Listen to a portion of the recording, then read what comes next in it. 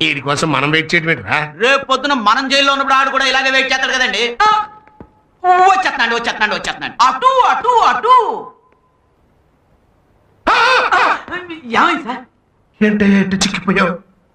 అవునులే, హాయిగా AC room లో కూర్చొని తెగ తినేవాడివి. ఇప్పుడు చెప్ప చేతికిచ్చి కొలత భోజనం పెట్టేటప్పటికి చిక్కిపోయావు. పడద్దు చరగా నీ మొండితనం. కాకపోతే నేను చెప్పినట్టుగా ఉంటే లోపల కూర్చోవాల్సిన అవసరం ఉండదు కదా. అసలు జనరల్ గా జరిగేది ఏంటయ్యా, లంచం తీసుకున్నాడు లోపలికి వస్తాడు, నువ్వేమో లంచం తీసుకోకుండానే లోపలికి వచ్చావు. అది కదా నా బాధ. నాకేం బాధ కాలేదు, న్యాయం నా వైపునుంది. నేను ఇక్కడి నుంచి ఎలాగైనా బయటపడగలనన్న నమ్మకం నాకుంది. బయటికి ఎక్కడే బాగులోడరా. అయ్యో పెచ్చ కూడా ఓ పద్ధతి ఉండాలయ్యా. చూడు, ఈ ఊళ్ళో నీ తరఫున బాధించడానికి ఒక్కడు కూడా రాడయ్యా. ఎందుకో తెలుసా, నాకున్న డబ్బుకి పరపతికి భయపడి ఒక్క లాయర్ కూడా నల్లకోట వేసుకుని నీ తరఫున కోర్టుకు రాడయ్యా.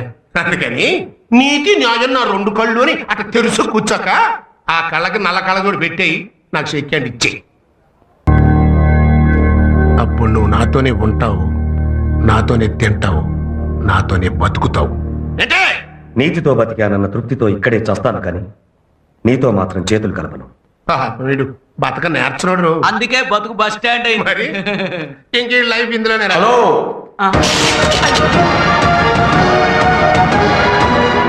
ఏంటి మా నాన్నతో ఏదో మాట్లాడుతున్నావు? ఆడు నీ బాబా? అరే తండ్రి కొడుకు సేమ్ చెయ్యి. ఎవరికి దక్కు అదృష్టం? నా అదృష్టం సంగతి వదిలే. ఇప్పుడు నాకు నీతో ఉండాలనుంది, నీతో తినాలనుంది, నీతో బతకాలనుంది. నానా, మీ నాన్న నిజాయితీగా బతకాలనుకున్న అమాయకుడైనా నువ్వు మాత్రం నాతో చేతులు కలపాలనుకుంటున్నావయ్యా. నీకు మంచి ఫిక్రుందయ్యో, నేను తొందరగా బయటకు రప్పిస్తా. నన్ను బయటికి రప్పించడం కాదు, నేనే నిన్ను లోపలికి రప్పిస్తాను. అప్పుడు నీతో పాటు ఉంటాను, నీతో పాటు తింటాను, నీతో పాటు బ్రతుకుతాను. ఏంటి జైల్లో ఉన్న నువ్వు ఆయన్ని లోపలికి రప్పిస్తావా? జైల్లో ఉండి లా చదువుకున్న వాడిని అదే జైల్లో ఉండి ఆయన్ని లోపలికి రప్పించడం పెద్ద కష్టమైన పని కాదు. కొత్తగా నల్ల కోట వచ్చింది కదా అని ఓ ఎగిరెగిరి పడిపోబాక మొత్తగా సామెత అయిపోద్ది. నువ్వు పుట్టక ముందే నా జుట్టు నెరిసింది. ఎప్పుడో నెరిసిన జుట్టు కంటే ఇప్పుడు మొలిచిన మీసాలకు పదును పౌరుషం ఎక్కువ. ఆహా, మాటకు మాట బాగా చెప్తున్నా. మాది మాటలు చెప్పే వంశం కాదు, అన్న మాట నిలబెట్టుకునే వంశం. ఏంటి ఛాలెంజ్ చేస్తున్నావా? నీ భవిష్యత్తు చెప్తున్నాను. హలో, ఏంటి? చాలా థ్యాంక్స్. దేనికి? నేను వాదించే మొదటి కేసు మా నాన్న కేసు అయ్యేలా చేసినందుకు. Young generation. ఎంత ముద్దొస్తున్నావో. ఏ వెట్టి పెంచింది బాబు నిన్ను మీ అమ్మ? చెప్పు. నిన్నేవెట్టి పెంచిందో నన్ను అదే పెట్టి పెంచింది. నాకు కోర్టు సమయం రావటం ఏంటయ్యా? చూడండి, వచ్చింది సమన్లే గాని జడ్జిమెంట్ కాదు. జడ్జిమెంట్ మీ ఫేవర్ లో వచ్చేట్టు నేను చూస్తాను. అదండి వెళ్దాం కోర్టు. ఈడెక్కడే బాగున్నాయర్రా. ఇదిగో లాయరు, రేపే ఎంసెట్ పరీక్షలయ్యా. మధ్యాహ్నం 1 గంట 2 గంటల మధ్యన పేపర్ లీకేజ్ ముహూర్తం పెట్టా. ఆ గంటలో వెళ్తేనే పని అయ్యేది, మన చేతికి డబ్బు అంది. లేకపోతే మనకి అడ్వాన్స్ ఇచ్చిన పార్టీలందరూ లబ లబ లబ లబ కొట్టుకుంటారు, మన పొజిషన్ వీక్ అయిపోతుంది. మధ్యాహ్నం 1 గంట లోపు కోర్టులో మీ పని అయ్యేట్టు నేను చూస్తాను. పదండి.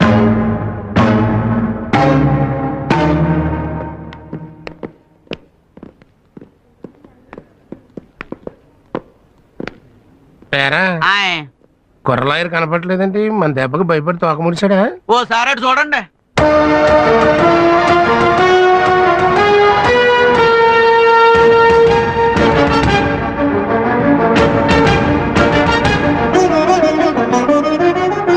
అమ్మా,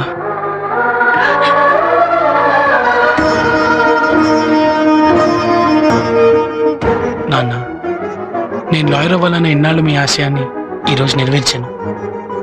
నేను వాదించే మొదటి కేసు నా తండ్రి దవ్వడం నా దురదృష్టమైన ఈ కేసు గెలిచేలా నన్ను ఆశీర్వదించండి.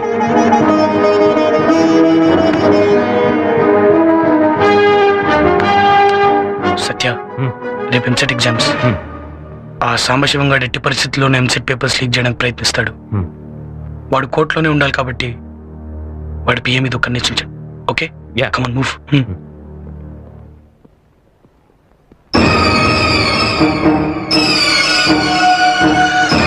రోడ్డు మీద ఎవరో ఏవో మాటలు చెప్తే ఇంటికి వచ్చి అడగడం ఏమిటండి? ఈ విషయం తెలిస్తే నలుగురు మా పరివేం కావాలి. మీ తరఫున వాదించేందుకు ఎవరన్నా ఉన్నారా? Yes your honour.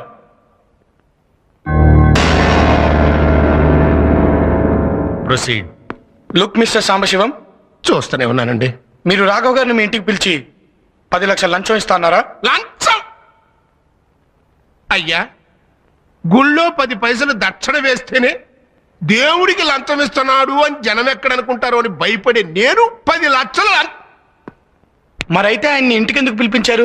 ఇంటిక అయ్యా, నాకు ఆయనకి నయా పైస పరిచయం కూడా లేదండి. అలాగా? మరైతే కలవటానికి జైలుకి ఎందుకు వెళ్ళారు? నేను జైలుకి వెళ్తే రిజిస్టర్లో నా సంతకం ఉంటది కదండి. పెట్టు. యువర్ ఆనర్, చట్టానికి కళ్ళు లేవంటారు, కానీ ఇప్పుడు చట్టానికి కళ్ళున్నాయి. జైలు రిజిస్టర్లో పేరును మార్చగలరు, కానీ అదే జైల్లో ఉన్న క్లోజ్ సర్క్యూట్ కెమెరాలో రికార్డ్ అయిన దృశ్యాన్ని ఎవ్వరూ మార్చలేరు. Please allow me your honour.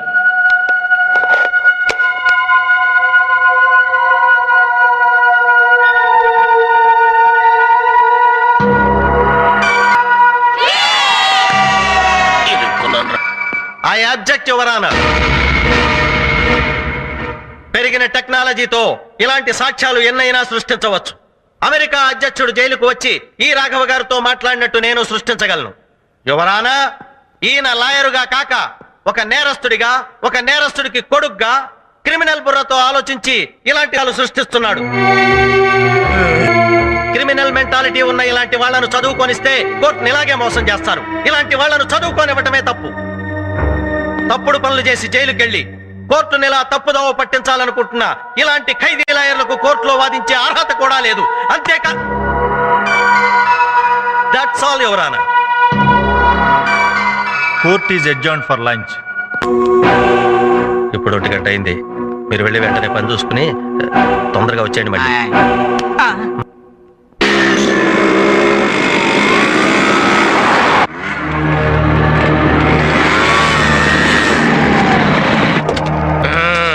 అరే, రెడీగా ఉన్నారు? ఏంటండి ఎంత లేటు? మనం చేసేది లీకేజ్ వ్యాపారం. లేట్ కాకుండా ఎట్టుంటదయ్యా?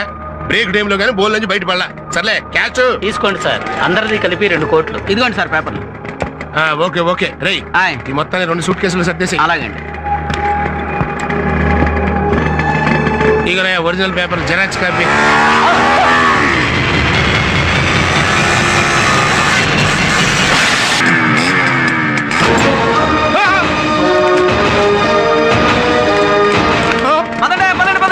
ఇంకా సేపు ఆగండి, మీతో పాటు నేను కూడా తనులు తింటాను. ఇంకా చూస్తారంటే పదండి పదండి.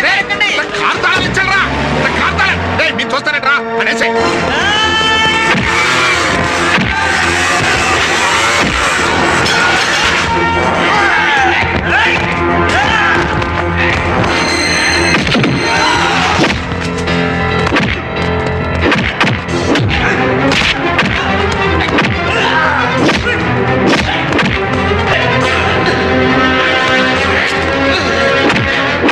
టైం బాగుందిరా.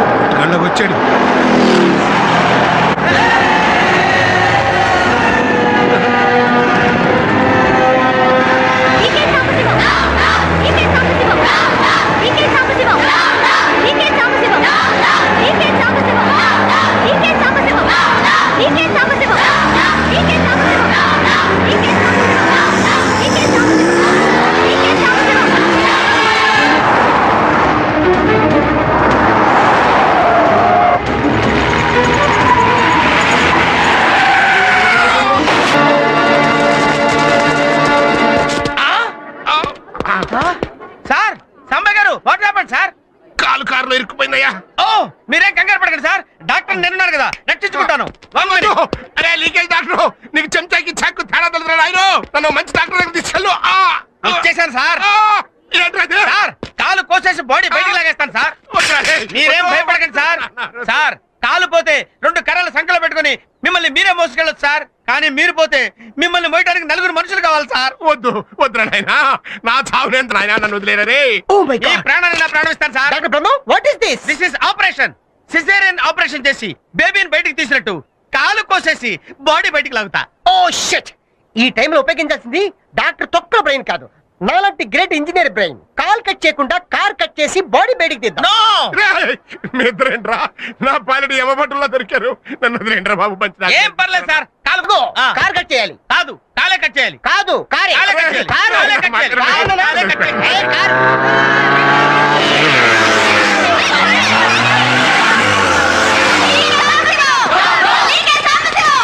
అమ్మో వాళ్ళు వచ్చేస్తున్నారు. మన కాలు చేయి తీసేస్తారు. పద పద. ఆదిత్య, నన్ను తొందరగా ఓ మంచి డాక్టర్ దగ్గర తీసుకెళ్ళవయ్యా. ఏ నీ వరకు వచ్చేసరికి మంచి డాక్టర్ కావాల్సి వచ్చాడా?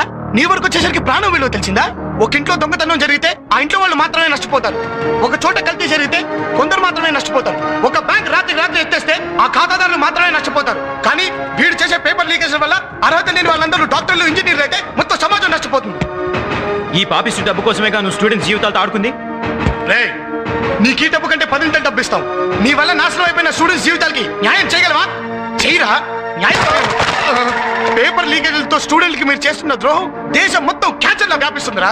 మీరు మీలాంటి విద్యా సంస్థలు తయారు చేసిన స్టూడెంట్లు డాక్టర్లు, ఇంజనీర్లు, టీచర్లు, లాయర్లుగా మారి అన్ని రంగాల్ని సర్వనాశనం చేస్తున్నారు. ప్రపంచ దేశాల్లో ఏ స్టూడెంట్ కి తీసుకుని స్టూడెంట్స్ ఇండియాలోనూ ఉన్నారు. కానీ వాళ్ళ తెలివితేటలు మీలాంటి స్వార్థపరుల వల్ల అన్యాయం అయిపోతున్నాయి.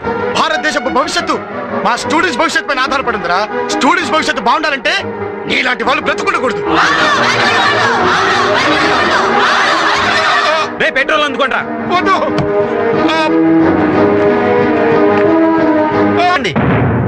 అతన్ని వదిలేయండి.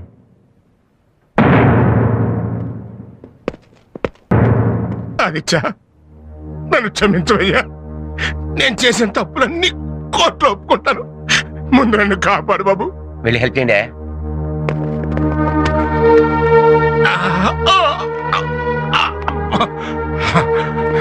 చెట్టి గారు లంచం తీసుకుని ఎంసెట్ పేపర్ లీక్ చేయమంటే చేయనన్నాడని వీళ్ళ నాన్నగారిని లంచం కేసులో ఇరికిచ్చింది నేనేనండి. ఆయన దోషి. అసలు నువ్వే కాదు, జడ్జి స్థానంలో ఉన్న నేను కూడా దోషిని. ఆదిత్య, నువ్వు శేఖర్ని హత్య చేయలేదని, నా కూతురు జీవితాన్ని నువ్వు కాపాడటంలో అతను చంపాడని నాకు తెలుసు. కానీ నిజం చెప్తేనే జీవితం నాశనం అవుతుందని భయపడ్డాను. నేను చేసిన తప్పుకి నా కూతుర్ని విధవం చేసి ఆ దేవుడు నన్ను శిక్షించాడు. ఆ రోజున 4 గోడల మధ్య అబద్ధం చెప్పిన నేను ఈ రోజున నలుగురిలోనూ నిజం చెప్తున్నాను. నువ్వు నిర్దోషివి. ఇన్నాళ్ళు నిన్ను నీ కుటుంబానికి దూరం చేసినందుకు, నీకు శిక్ష పడేలా చేసినందుకు నన్ను క్షమించు. కోర్టులో నువ్వు మీ నాన్నగారు నిర్దోషులని చెప్పి తీర్పు చెప్తాను. నేను చేసిన తప్పుకి నైతిక బాధ్యత వహిస్తూ రాజీనామా చేస్తాను. జైల్లో ఖైదీ ఉండి కూడా పట్టుదలతో లాయర్ వై చరిత్ర సృష్టించావు.